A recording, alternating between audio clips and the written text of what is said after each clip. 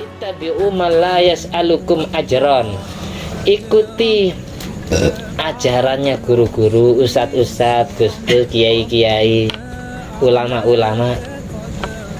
Man la yas'alukum ajron, yang tidak pernah minta bayaran, yang tidak pernah minta gaji dari ngajarnya. Wa muhtadun, mereka lah orang yang dapat hidayah. Jadi guru sing bener iku guru sing ndak arep-arep bisyarah, sing ndak arep-arep gaji. Itulah yang layak diikuti, yang jadi panutan. Balik nang iki, orang dakwah itu ya harus ikhlas. Orang ikhlas berarti ya bisa roh metu ya diterima, kalau ndak metu ya jangan direp-arep. Jadi kalau dikasih amplop sama masyarakat habis kita ngajar ya diterima. Niat itu khalis surur, melegakan hatinya. Tapi kalau ndak diamplopi jangan diharapkan. Itu namanya malayas alukum ajron. Zaman sekarang kan enggak. Enggak. Kalau enggak ada bisaronya, enggak ada gajinya, enggak ada upahnya, enggak mau nolong orang, enggak mau ngajar ilmu. Jadi orang yang ikhlas adalah melakukan sesuatu tanpa pamrih. Malayas alukum ajron. Wa muhtadun, orang yang seperti itulah adalah orang yang dapat hidayah ke jalan yang benar, yang layak kita ikuti ketika dia ngajak urusan kebaikan.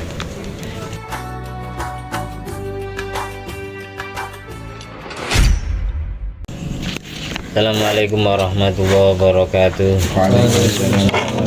Alhamdulillah rabbil alamin alladzi bi ni'mati tatimmu sholihat wa bi dzikri sulahai tatanazzalu rahmat wal barakat wassalatu wassalamu ala sayyidi sadat sayyidina maulana Muhammadin qutbil qadat wa ala alihi wa ashabihi alam jimiz zahirat. Amma ba'du, rabbi shrah li sadri wa yassir li amri wa hlul 'uqdatam min lisani yafqahu qawli. Rabbi zidni ilma warzuqni fahma. Allahumma ftah alaina futuhal arifin waj'alna khalisatan liwajhikal karim.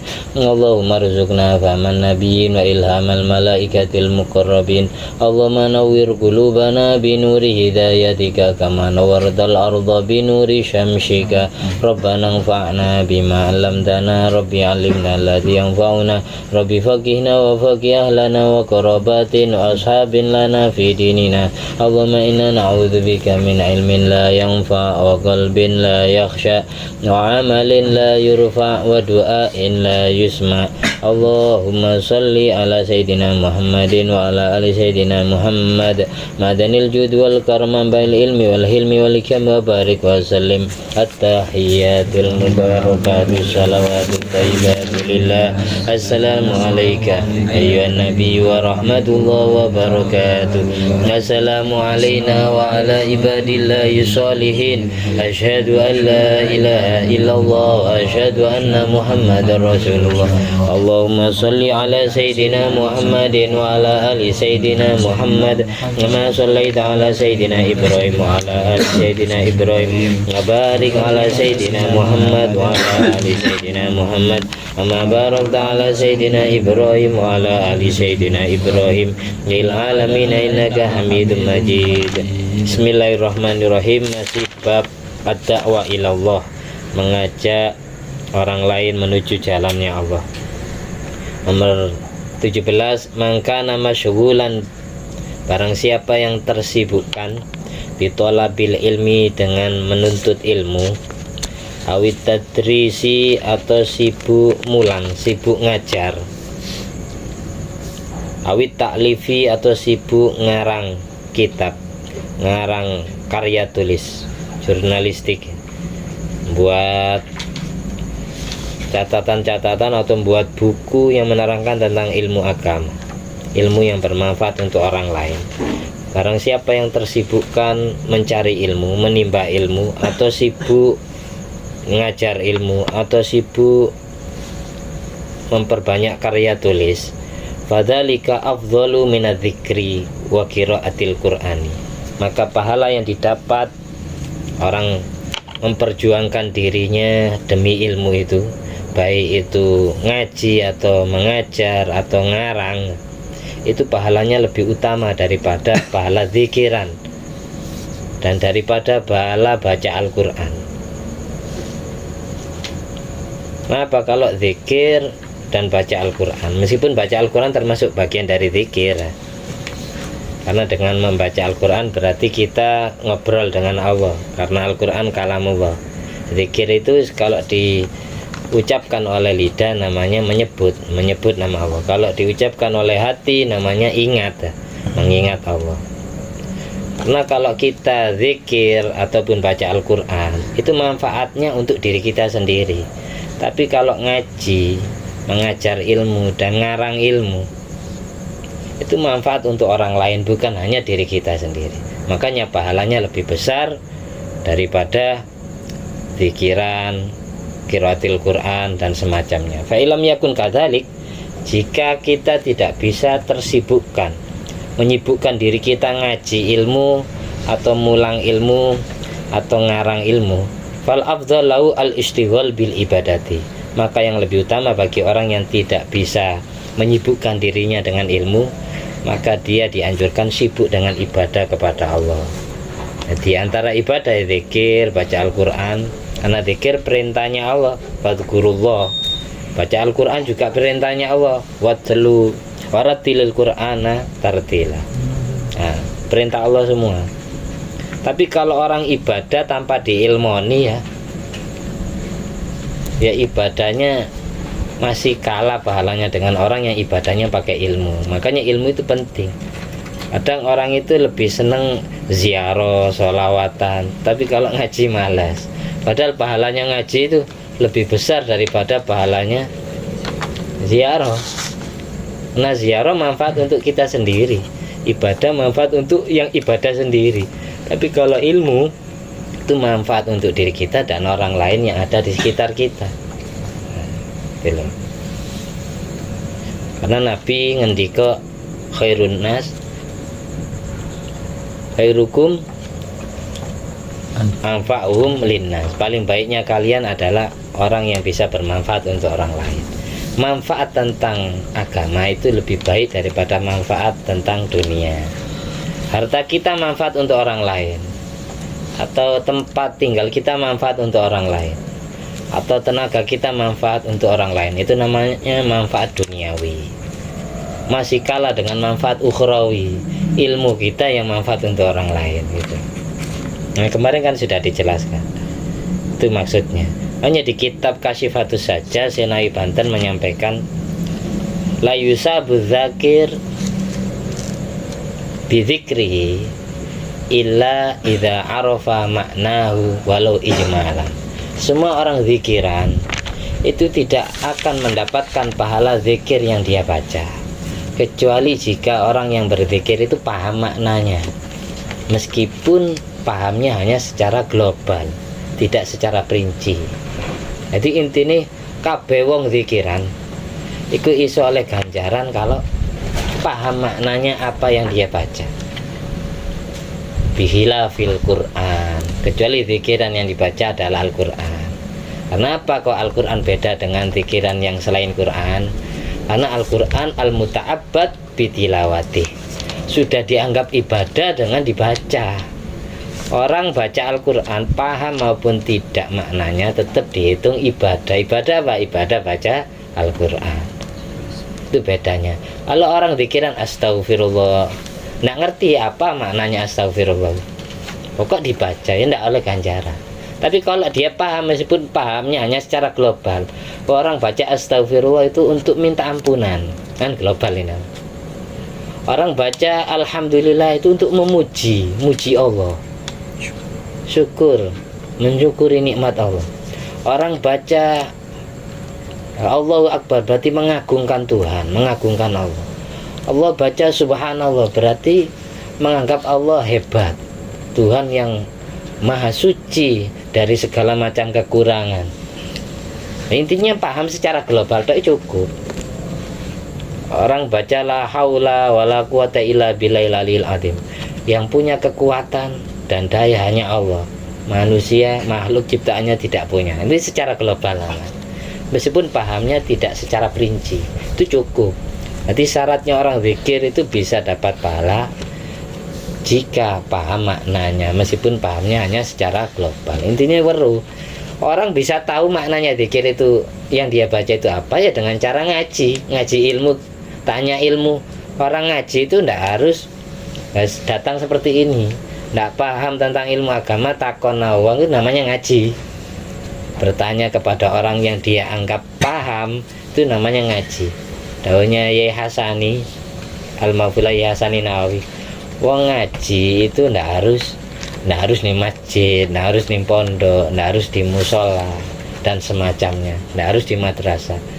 Di warung pun bisa ngaji, di pasar pun bisa, asalkan yang kita bahas adalah ilmu. Orang ngajar pun juga seperti itu. Di antaranya bedanya, makanya kita itu paling ndak punya istiqomah Al-Quran lah. Meskipun hanya Yasin tok sing dibaca ya, ada hal yang diistiqomahkan. Ini sampean lateni kayak iyan.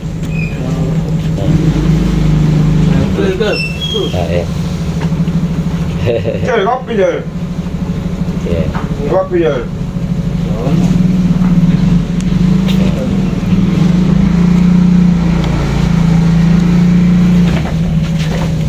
Kita lanjut yang nomor 18.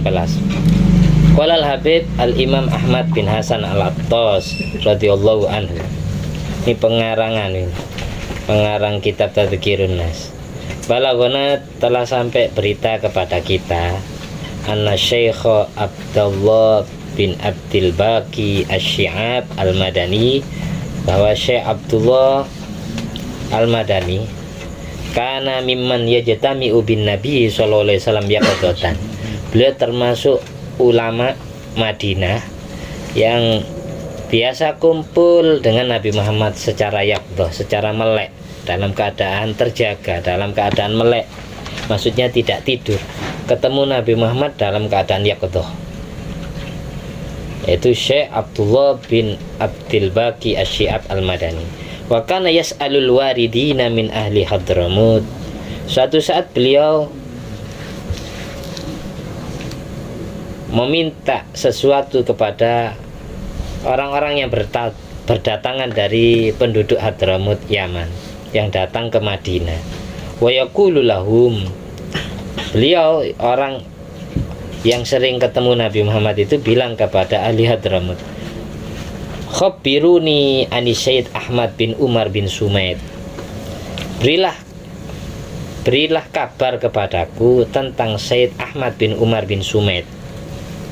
Ma amaluhu wa ma sya'nuhu, apa ibadah yang beliau istiqomahkan, gimana keadaannya, amal perbuatan apa yang biasa Sayyid Ahmad bin Umar bin Sumaid itu lakukan. Fa inni lam ajtami bin Nabi sallallahu alaihi wasallam illa wa asma'uhu yamdahuhu katsiran wa yusni alaihi sana'an 'aziman. Karena aku, katanya Syekh Abdullah Al-Madani Asy-Syi'ab Al-Madani, karena aku tidaklah berjumpa dengan Nabi Muhammad melainkan yang aku dengar dari Nabi Muhammad sallallahu alaihi wasallam selalu memuji beliau, sering memuji beliau dengan pujian yang agung. Apa resepnya, apa rahasianya orang itu, Sayyid Ahmad bin Umar bin Sumaid? Kalian kan orang Yaman, orang Hadramut. Kalian kenal Sayyid Ahmad bin Umar bin Sumaid. Amal perbuatan apa yang membuat hati Rasulullah senang, kok ngefan banget kepada anak cucunya itu? Katanya Syekh Abdullah bin Abdul Baqi Asy-Syi'ab Al-Madani, aku setiap ketemu Nabi Muhammad selalu memuji dia di hadapanku. Faqila lahu, lalu dijawab kepada beliau, sya'nuhu, tingkah laku beliau, wa daidanuhu, dan kebiasaan beliau, ad-da'watu ilallah, mengajak-ngajak orang lain menuju jalannya Allah, wal amru biha, dan menganjurkan para santrinya agar berdakwah. Baik ilmu yang disampaikan itu diamalkan oleh orang yang mendengar ataupun tidak, yang penting ngajak kebaikan. Baik yang diajak mau maupun tidak, sepenting ngajak kebaikan, diajak ziarah, diajak ngaji, diajak ibadah, jangan diajak maksiat. Aman ahsanu mimman da'a ilallah Tidak ada orang yang lebih mulia, lebih baik daripada orang yang selalu mengajak kepada Allah. Qala, lalu Syekh Abdullah bin Abdul Baqi Asy-Syaib Al-Madani mengatakan, walihada, oleh karena ini, karena beliau sering dakwah kepada Allah dan menganjurkan para santrinya agar dakwah, mengajak orang lain menuju jalannya Allah. Karena Nabi SAW yuhibbuhu, Nabi Muhammad mencintainya, wa yusni alaihi, dan sering memujinya. Ini resepnya orang yang jelas dakwah-dakwah yang gimana yang disenangi Nabi ya. Berarti orangnya itu ikhlas, tidak mengharap imbalan, ya nak arep bisa ngajar amplop. Makanya di surat Yasin itu kan dulu santrinya Nabi Isa alaihissalam yang bernama Sotik dan Masduk berdakwah ke kota Antokia, Antiok, Turki. Kemudian dipenjara oleh raja yang lalim. Akhirnya terutus santri paling senior yang bernama Syam'un itu berhasil mendakwai sampai sukses. Kemudian setelah itu ketiga santri Nabi Isa itu dibunuh oleh orang. Irja'al mursalun idh arsalna ilaihim musnaini, awalnya diutus dua orang, Sotik sama Masdud. Fakadzabuhuma, lalu mereka dustakan. Fa'azzazna bitsalitsin, lalu aku perkuat dengan santri ketiga yang bernama Syam'un. Ini diutus dakwah, mendakwai orang Antiok Turki, kota Antiok Turki. Tapi sayang dibunuh semua muridnya Nabi Isa. Awalnya beriman, kemudian murtad. Nah, ketika raja dilihat murtad, ada orang yang bernama Habib Al-Najjar yang dijuluki Sohibu Yasin, pemilik sejarah surat Yasin. Habib An-Najjar, kenapa dijuluki An-Najjar? Karena tiap hari sering cari kayu. Kerjaannya, profesinya itu cari kayu bakar dijual. An-Najjar, Habib An-Najjar. Itu ketika melihat kaumnya awalnya beriman kepada santrinya Nabi Isa Al-Masih, kemudian tidak. Santrinya Nabi Isa Al-Masih ini punya karomah sama seperti gurunya, sama mukjizatnya Nabi Isa, yaitu yubri'ul akmaha wal abrasa wa yuhil mauta biidznillah. Habib An-Najjar kenapa kok beriman? Karena sebelum mereka itu mendakwai raja dan kaumnya, mereka ketemu pertama dengan kakek-kakek tua yang bernama Habib An-Najjar ini.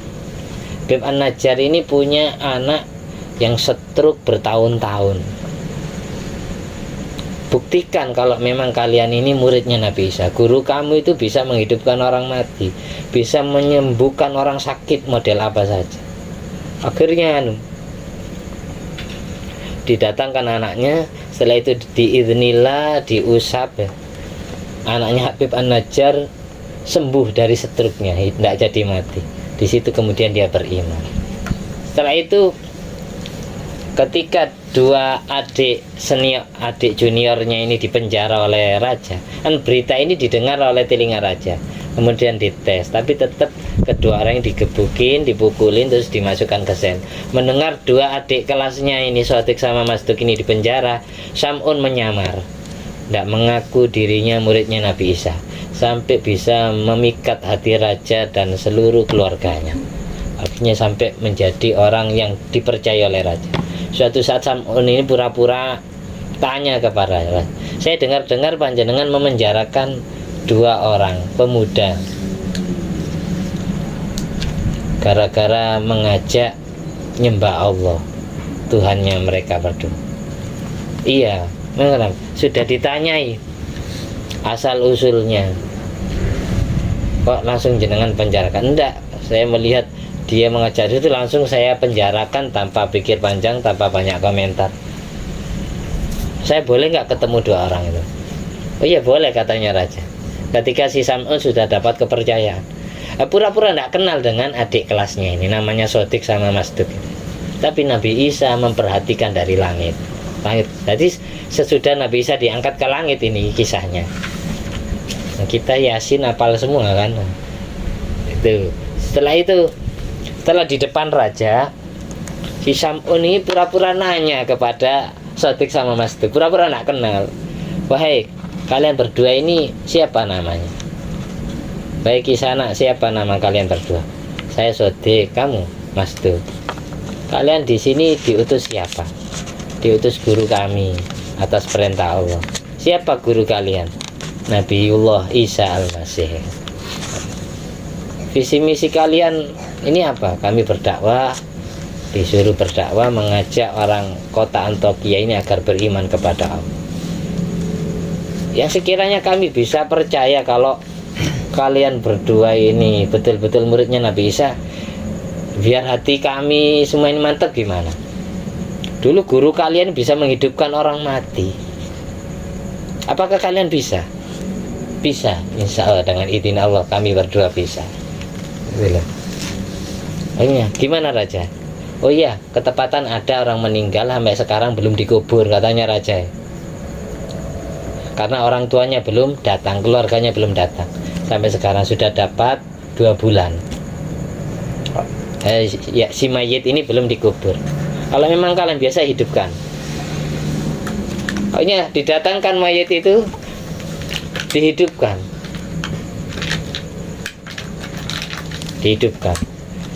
Mayit itu setelah hidup bilang gini, wahai kaum Antokia, berimanlah kalian semua kepada Allah, Tuhan kita semua.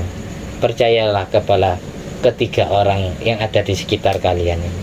Saya melihat 3 orang ini disyafaati oleh pemuda yang ada di langit. Yang dimaksud adalah Nabi Isa Al-Masih. Dibantu doanya. Jadi pada saat Sodik sama Mastuk ini berdoa, Sam'un ini juga berdoa tapi samar-samar, membantu doanya adiknya ini, adik kelasnya ini.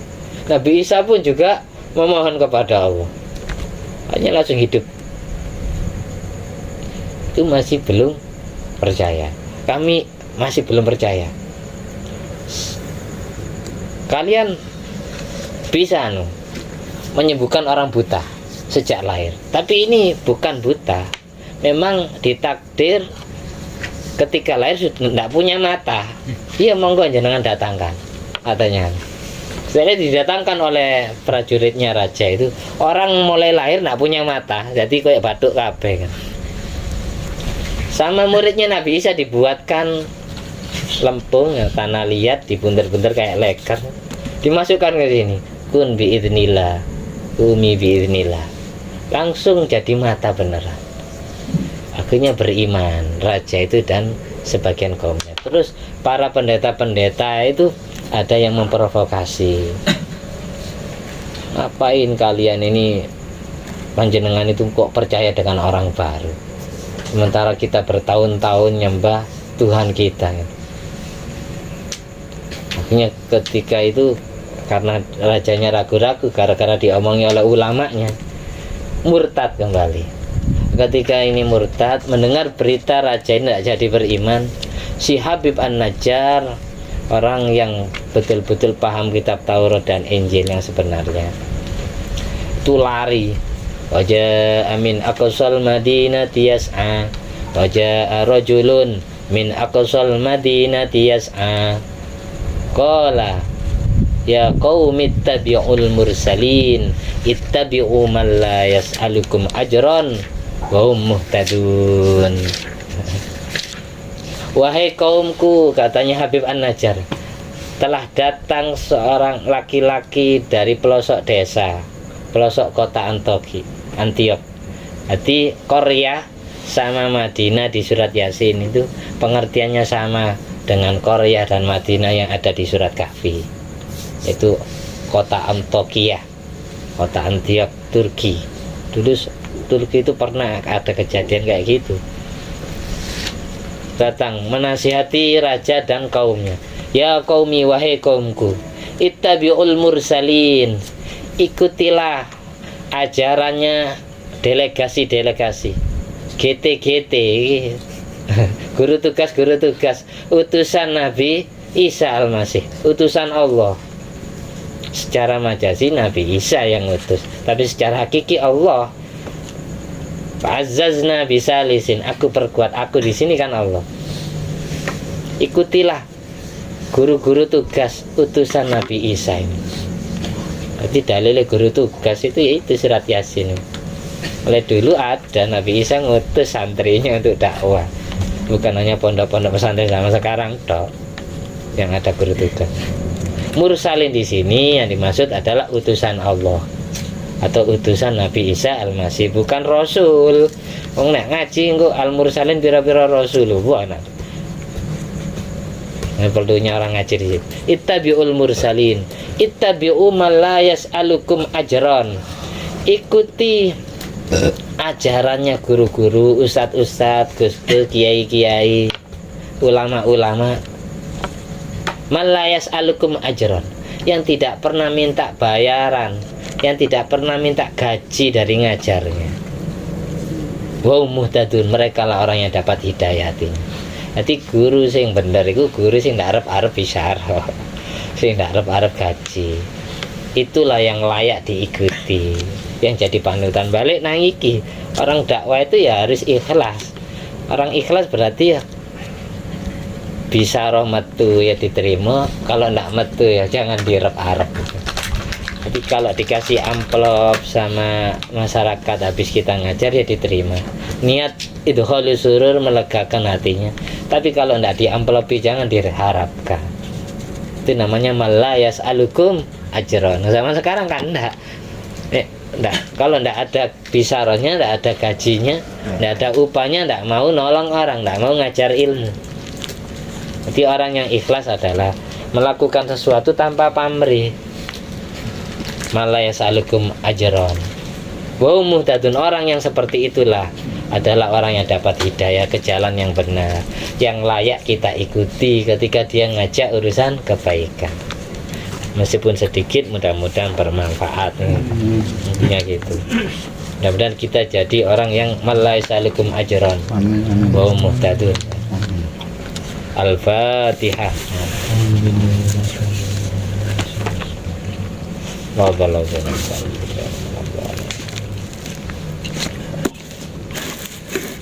Di orang yang ngajar ilmu ya disenangi Nabi.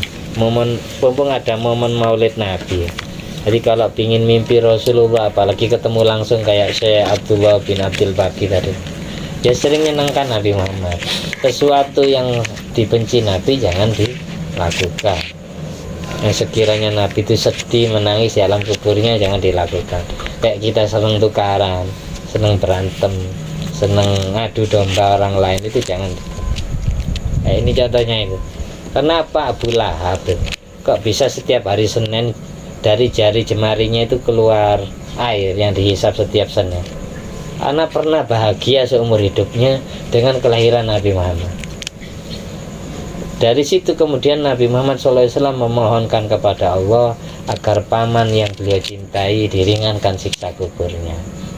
Karena ya apa dalam diri Rasulullah, Abu Lahab itu adalah pakliknya sendiri, dan orang yang pernah nolong Rasulullah mulai kecil sampai dewasa, bahkan ikut ring-ring dadi manten. Ketika Nabi umur 25 tahun nikah dengan Siti Khadijah, di antara orang yang ikut jadi pengiring pengantin mempelai pria itu Abu Lahab, Abu Thalib, Sayyidina Hamzah, paman-pamannya.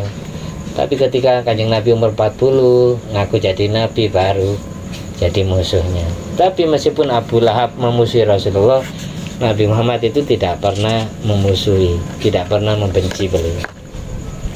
Meskipun Nabi Muhammad dibenci oleh paklik ambek buliknya, istrinya Abu Lahab juga. Dan tidak semua anaknya Abu Lahab itu kafir, ada yang masuk Islam seperti Utbah, Mu'tab. Kalau Utaibah ikut ayahnya. Ada lagi Dzurrah atau Sabi'ah, ada wafi riwayatin Dzurrah. Suatu saat Dzurrah ini hijrah ke Madinah ikut Nabi Muhammad SAW. Wanita-wanita Bani Zuraik, setiap Dzurrah ada yang kalau Gus baca bisa Dzurrah bisa Darrah. Ada riwayat lain Sabi'ah namanya, bukan Dzurrah. Itu setiap lewat di komunitas wanita-wanita Bani Zuraik, orang kampung Bani Zuraik itu baca surat Al-Lahab bareng-bareng. Setiap Dzurrah ini lewat Kayak niat ngece-ngece, nak niat ngaji Quran. Namanya wanita bisanya nangis. Kayak gini, bapakmu dan ibumu ada di dalam Al-Quran, kayak gitu loh. Setiap Zarah ini lewat, putrinya Abu Lahab lewat, kan dia masih Islam. Wanita Bani Zurek itu ngaji Quran, tapi yang dibaca surat Al-Lahab. Kayak tidak ada surat selain itu gitu. Akhirnya dalam keadaan nangis, bersedih hati, Zarah ini laporan ke Rasulullah. Yang Nabi, itu orang-orang kalau saya lewat ngaji Quran semua, tapi yang dibaca surat Al-Lahab. Akhirnya Nabi itu marah melihat Zarah nangis, beliau nangis juga. Akhirnya beliau itu habis sholat subuh, beliau naik mimbar, manggil Zarah, dipanggil, Hadi Mro'ah bintu Ami, wanita ini putri pamanku. Jadi tidak bilang bintu Abi Lahab, bintu Ami. Tujuannya apa? Biar orang-orang paham kalau ini sepupuku, misananku, ini putri ini pamanku, berarti kisik dulurku. Fama balu aqwamin yu'dzunani fi qarabati, faman adzahum faqad adzani, waman adzani faqad adzallah. Apa tujuan orang-orang menyakiti aku dalam kerabatku? Barang siapa yang menyakiti kerabatku, berarti secara tidak langsung juga menyakiti aku. Zarah ini sih sepupuku, adikku, adik misanan. Bahasa sekarangnya gitu lah. Kalau kalian menyakiti adikku, berarti menyakiti aku. Kalau kalian menyakiti aku, berarti sama seperti menyakiti Allah. Dari situ surat Al-Lahab ini tidak laku. Jarang sahabat ini baca surat Al-Lahab. Kalau zaman sekarang kan enggak, ngimami baca surat Al-Lahab. Apalagi ada kol-kola kubronya, tetap karena kalau ada sahabat ngaji surat Al-Lahab, suaranya keras sampai didengar telinga Rasulullah Sallallahu Alaihi Wasallam. Kanjeng Nabi itu mular nangis karena ingat paman yang beliau cintai. Jadi kalau sahabat-sahabat itu dalam rana ngatamkan Quran, setiap sampai di surat Al-Lahab ini ibaratkan kalau sekarang tidak dimasukkan ke mic, dibaca biasa, pelan-pelan. Apalagi jangan jadikan bacaan meskipun sholat taraweh. Karena orang yang membaca, kalau di kitab Yanatul Talibin, kalau tidak percaya ini kitab Yanatul Talibin ini diterangkan, orang yang ngimami sholat taraweh diurut dari Al-Hakumut Takasur sampai An-Nas, itu khilaful aula. Rakaat pertama At-Takasur sampai seterusnya sampai Al-Lahab kan itu. Rakaat kedua selalu Qul Huwal Ikhlas, kan gitu umumnya imam zaman sekarang. Itu hukumnya khilaful aula, menyalai yang lebih utama. Khilaful aula di bawahnya makruh. Makruh di bawahnya haram. Jadi hukum larangan, kurang baik. Yang baik itu apa? Ya yang baik orang baca Al-Quran itu ditartib, diurut. Kecuali ada surat yang memang diterangkan ada hadis Nabi untuk dibaca rakaat pertama, rakaat kedua. Meskipun tidak urut, kayak Al-Kafirun sama Al-Ikhlas itu sudah suami istri. Wasyamsi waduha sama waduha. Terus Sabbihisma rabbikal a'la dengan hal ataka hadisul ghasyiyah, itu surat-surat yang suami istri yang memang ada hadisnya dari Nabi. Selagi tidak ada hadis dari Nabi yang menerangkan rakaat pertama baca ini, rakaat kedua baca ini, maka kita sunatnya baca Al-Quran ketika baca surat, ketika ngimami itu sunat tartib urut. Ketika rakaat pertama Al-Falaq, rakaat kedua An-Nas. Ketika rakaat pertama Wadduha, rakaat kedua Alam Nasyrah, Al-Insyirah, gitu dan seterusnya. Itu pendapat pertama dalam fikih mazhab Syafi'i. Pendapat yang kedua, sunatnya itu surat yang dibaca ketika rakaat pertama atwal, lebih panjang dari rakaat kedua. Kalau memang rakaat kedua baca Al-Kafirun, rakaat pertama baca Al-Kafirun, rakaat kedua Al-Ikhlas, kan panjang sama pendek. Jadi usahakan rakaat pertama lebih panjang dari rakaat kedua. Tapi kalau kita urut, contohnya ya, rakaat pertama baca, orang imami tarawih, rakaat pertama baca At-Takasur. At-Takasur. Di ila fi Quraish, inna atainakal kausar, Al-Kausar. Inna atainakal kautsar. Al-Kautsar berapa ayat? 3 ayat. Terus rakaat kedua baca surat Al-Ikhlas, Qul. Berapa ayat Qul? 4. Ini tidak ikut dua-duanya. Sudah tidak tertib. Terus rakaat pertama lebih pendek dari rakaat kedua. Makanya dihukumi khilaful aula. Saya lihat di kitab yang nanti Talibin pas bahas sholat tarawih. Itu ada. Ini kitabnya kan. Pas bahas sholat tarawih. Ada. Saya sudah baca. Makanya saya kalau ngimami tarawih tidak pernah kayak gitu. Paling al-kafirun al-ikhlas, al-kafirun al-ikhlas. Biarkan orang protes. Karena tidak ngaji, salah sendiri tidak ngaji, tidak tanya. Atau diurut lebih bagus. Rakaat pertama duha, rakaat kedua alam nasroh. Rakaat pertama, meskipun rakaat pertama lebih pendek, asalkan tartib. Nanti ikut tartibnya. Nanti kesunatan surat itu kalau tidak ditartib, diurut, maka kita milih rakaat pertama lebih panjang dari rakaat kedua. Tidak ada pendapat ketiga, tidak ada. Sama mutolak kita fikih mazhab Syafi'i mana saja. Keterangannya cuma 2 pendapatnya ulama. Kalau tidak tertib, maka rakaat pertama lebih panjang dari rakaat kedua. Mending gitu lebih utama. Al-Fatihah.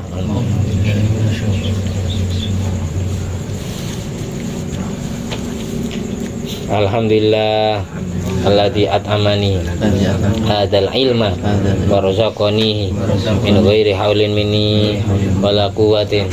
Allahumma shalli ala sayyidina Muhammad wa ala sayyidina Muhammad bi fadli subhana rabbika rabbil izzati amma yasifun wa salamun alal mursalin walhamdulillahi rabbil alamin. Wassalamualaikum warahmatullahi wabarakatuh.